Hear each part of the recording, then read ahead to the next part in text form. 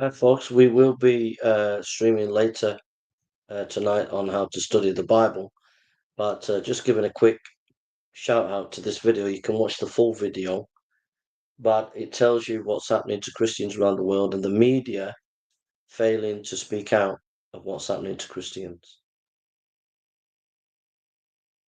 She watched her family die, and they shot her from the side. Her face is gone, and she's alive.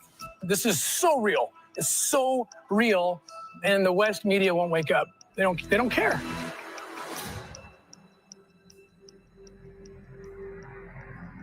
Across the Middle East, children are suffering. Minority families, Christians, Druze, Alawites, even the Yazidis are hunted by extremist jihadist groups that brand them all as infidels. This isn't about politics. It's a war on the innocent.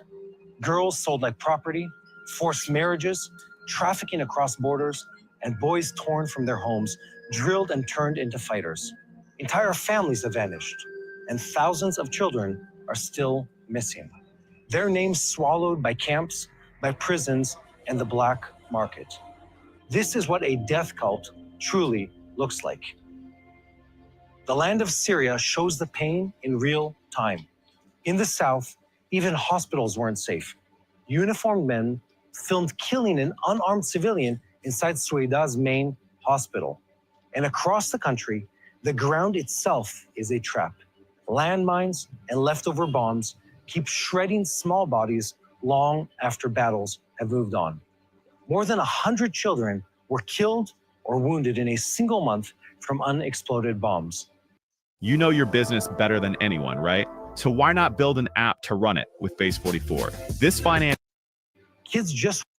So you have to understand, this is ISIS. ISIS is following the Sharia law, it's following the Quran, it's following the Sunnah.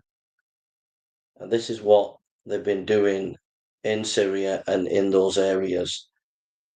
And the West is complicit. The West is silent on all this. But many of these ISIS men have come over here on boats, by the way, and are living in nice hotels. So not only is the West silent about the pogroms and the massacres of Christians and other groups in Syria and across the Middle East and the Sahara Africa, not only is the West silent about that, the West is also complicit in importing these jihadists into Europe and into the UK. There are literally tens of thousands of jihadists on the watch list of counterterrorism in UK, but there's actually 10 times more than that in the UK. We're talking tens and tens of thousands of these jihadists in our own country. But the British government know about it, but are not doing anything about it. And America and Britain are not doing what they should be doing, which is hunting down these ISIS people, destroying them and getting the families back to the children back to their homes. Instead, they're silent. And this is a 10,000 times worse that's happening to these people than to the people in Gaza. Walking to school or playing in a field. Across the Middle East, historic Christian communities have been battered by persecution under jihadist violence and instability. Whole districts in Iraq and Syria were emptied, while Lebanon's Christian population has more than halved in size. Many ran away under the immense pressure. Meanwhile, much of the world looks away from this horror, yet never looks away from the land of Israel. You'll hear accusations by the hour, but not the part where the IDF fights under a written moral code and broadcasts warnings to keep civilians out of the line of fire. You never hear about that. But while terror groups hide behind those same civilians and feed the cameras, that's the playbook. Human shields above ground, tunnels below, propaganda on every single screen. The truth is often buried, but lies have short legs. And today, I'm meeting with Tim Ballard, a Christian witness who just came back from deep within Syria. He's seen the evil up close and is on a mission to save suffering children and to tell the truth. But before we do, please like and subscribe and stay connected to the real truth in real time. So Tim, So please share this video. You can go and watch the original, support them in what they're doing. Please share this video. It's important. And it just shows you how the media is keeping these things quiet. you just came back from Syria. Yes, sir. I got the chance to visit there several times in recent years, but you got deeper than I've ever been. Yeah, they sure are. We've tried our best to report on what's been happening with the Druze. We're talking about an even bigger picture. People, they see this and see yet another regional conflict to them. And yet, we've been seeing firsthand here, which is every time there's a conflict in this region, every time there's a new leader, the first to suffer, the second to suffer, the third to suffer are the minorities. Yep. First it was the Alawites, and we said, oh, it's because of this. Then it was the Christians, then it was the Druze. It's always the minorities that suffer in the Middle East. What are you seeing there? What did you see? Exactly that. And I'm not new to this. I mean, I led efforts between 2017 and 19 in the Nineveh Plains in northern Iraq. Same ideology, same evil people. They occupied Mosul and made sex slaves out of the Yazidi. Yeah. Children, Christian children. And it's the same story. And the minorities are always getting beat up first. And Christians, as you know, are the number1 persecuted group in the world. And here we have the West, who's supposed to be this Christian-loving people, don't want to talk about it. I think they're blinded by this smoke screen of deception about what this conflict is actually about. It's a 1,400-year-old conflict. It's never changed. From day one, we have all the data we need, and yet we still get smoke screened by politicians, including conservative.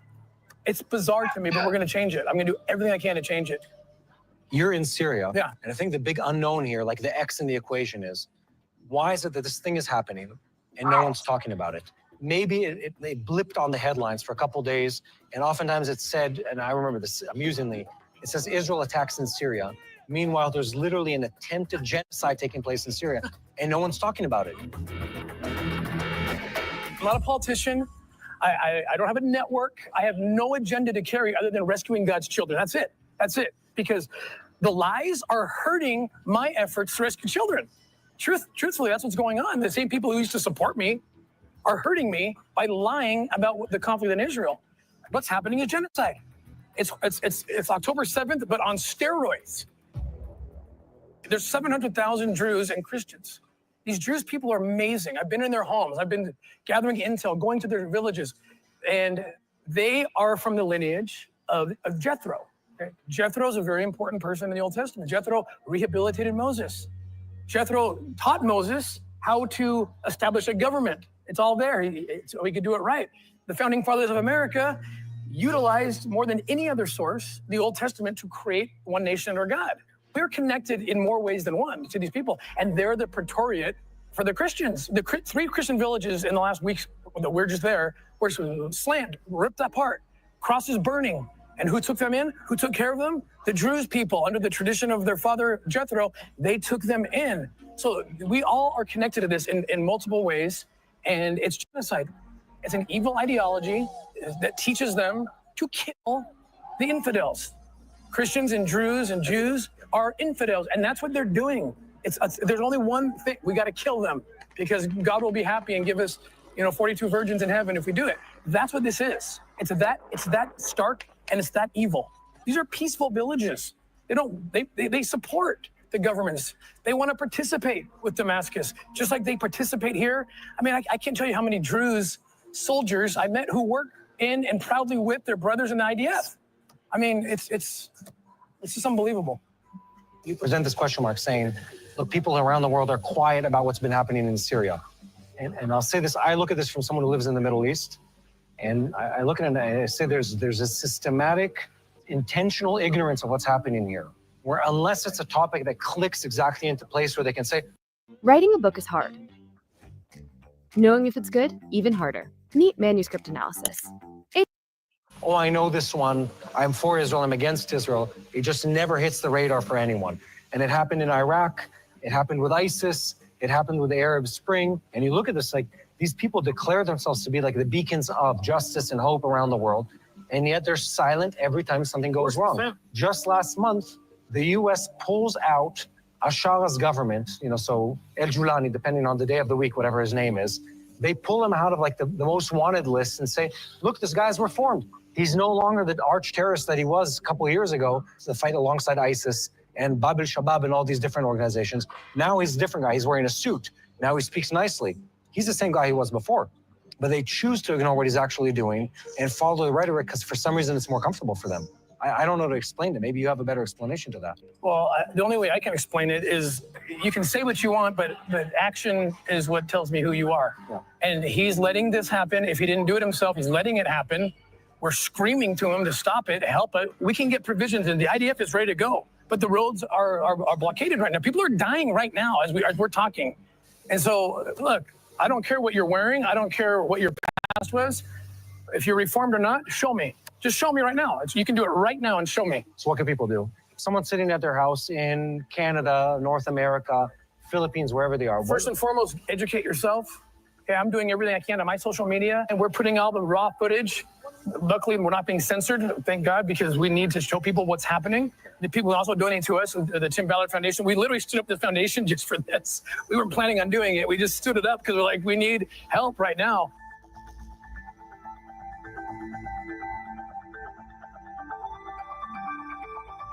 But I'll tell you what, I thought we were the tip of the spear when we got here last week, getting into Syria. Once we got there, guess who we bumped into? It's the IDF. Yes.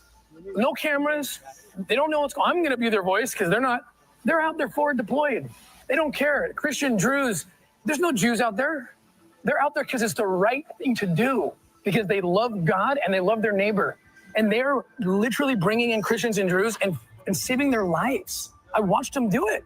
And they're weeping over these people. That's who the IDF is. That's who Israel is. Yeah. And no one asked me to say this. No one's paying me anything. I rescue kids, and whatever truth I need to fill that gap so I can do that, I'm going to tell it. And that's the truth. The truth is the IDF is the tip of the spear in rescuing these people, and they're doing it without cameras. Well, I got cameras on me, and I'm going to tell the truth about what's happening. So let me ask you a philosophical question. I feel sometimes people are uncomfortable admitting that there's evil in the world. And I'll explain what that means. There's a thread that connects the radical Muslims in Syria right now that are killing the Druze and the Christians and the Alawites to ISIS, to Gaza, Hamas. It's the same ideological movement. It's called the Muslim Brotherhood. It's a stream within Sunni Islam that is radical, that is violent, that is systemically and consistently brought death and destruction to the countries they were involved in. And I think in a lot of people's head, they have this aversion to just pointing and saying, there's good here, and these guys are just pure evil. And we need to fight against the evil with everything we have. And it's like this very standoffish, like, oh, we don't want to say something that will offend them. Why can't we just be honest about this? Be honest. Just be honest. It is that stark. It is that black and white, evil and good. That's what this war, it really is. It 100% is. And you mentioned the Muslim Brotherhood. Like, guys, wake up. Like this whole thing, people in their minds think that the Palestinians are some kind of race, like it's some kind of ethnic group. No, guys, Yasser Arafat, he was imported by the Muslim Brotherhood and create a nation concept that's tricking the West just to wreak havoc and kill Jews and minorities. The devil's real. I'm sorry. I know I've been in the trenches fighting the children. Believe me, that's a spiritual warfare, and evil always uses deception. That's what the devil uses. And my country and the West is falling for the smokescreen. It's part of the evil tactic. It's deception. People got to wake up, study. I tell people that if you don't spend at least 25 hours studying real material on both sides, study both sides, and then get your butts to Israel and let someone walk you into Gaza, let someone walk you to the border of Syria, then you can begin to talk. Don't even talk. Don't even talk, because you're hurting my efforts to rescue kids. You're hurting the U.S. efforts to survive if you keep lying. It's more than that, though. I think people have this issue where they're afraid of experiencing pain and discomfort. So they try to they skirt around the painful topics and just want to have this automatic, Pavlovian response and never talk about the real thing. I look at this through the weakest. How does it affect the children? And if they're suffering? I'm measuring this in a biblical sense. By the way, both biblical, Old Testament and New Testament justice, they look at a very narrow prism. And the narrow prism always is the orphan, the widow, the poor, and the foreigner in your land. That's right. Always the same theme. That's right. From one cover to the other, it's always the same theme. How do you measure justice? It's through the weakest elements in society. 100%. I really appreciate you doing this. Forget everything else. Forget the political discussion. Forget the agenda. The question is, what is it doing to the people on the ground? And if you look at it from that prism, it's much easier to decipher who's the right and who's in the wrong in the conversation. And Nelson Mandela said this. He said, the only way to truly gauge the benevolence of a society is how are they treating the children? My whole worldview is through the eyes of a suffering child, and that changes everything. If there really is evil, and there is, okay? Yeah. Sometimes it dresses up as Maoist China, sometimes it dresses up as Stalinist, the Soviet Union, or Nazism, or political Islam. It's the same evil, it's the same fruits. And at the bottom of those fruits are children being abused. And every one of those instances in history, you see that. And so then you can identify the evil a lot more accurately. It's oppression. It's forced conversion to an ideology. I just got video from my guys inside Shweta just today. This old Christian woman loves the Lord, and the jihadists are in there forcing her to convert to Islam, saying the words, or she can't get the life-saving medical treatment that she needs. It's disgusting. You don't get a relationship with God, okay, by being forced into it. It's impossible. Jesus says, I knock at the door. You don't have to answer, but if you do, boom, that's your experience. Even Muslims can apply this to their God.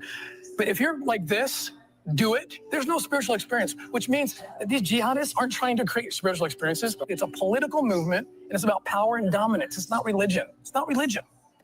What if the next step in your career is closer than you think? With Coursera Plus, learn from more than 350 experts like Microsoft, Duke, and IBM, so you can build new skills, earn job-ready certificates, and grow your career. From Python to data analysis and project management, learn exactly what you need when you need it, and make your next career move with confidence. Join the 77% who achieved goals like increasing their pay or landing a new job. Start your 7-day Coursera Plus free trial and see what's possible. The Middle East is complicated. Evil thrives here and wears many faces. But in the middle of it all is Israel, fighting terrorist regimes that glorify death. Yet somehow, we're called the aggressor. Because evil has hijacked the narrative and twisted the truth. When the truth dies, freedom dies with it. So guys, if you want to help us share the truth, donate now, stand with Israel, stand with the truth.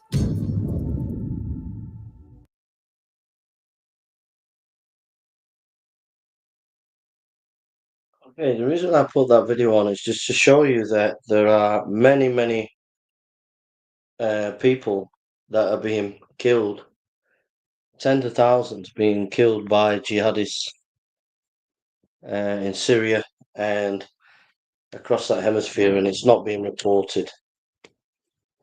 Yeah, that's why I played it. So pray for the people in that area, and yeah, it's tragic. Okay, we'll be back in a few minutes for the live podcast on how to study the Bible. God bless you.